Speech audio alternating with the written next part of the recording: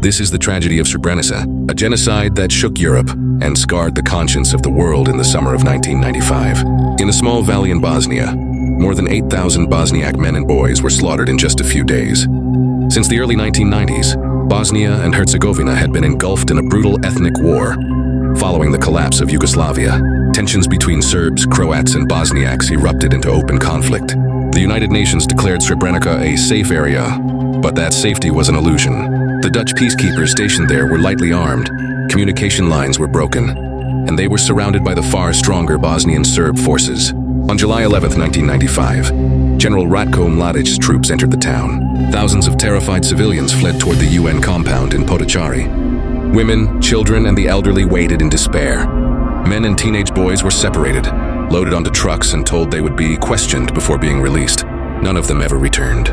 Over the next 3 days, across fields, warehouses, and forests near Srebrenica, thousands of Bosniak men and boys were executed.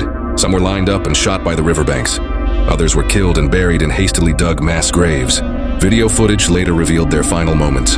Faces bound and blindfolded, hands tied, waiting for the sound of the guns.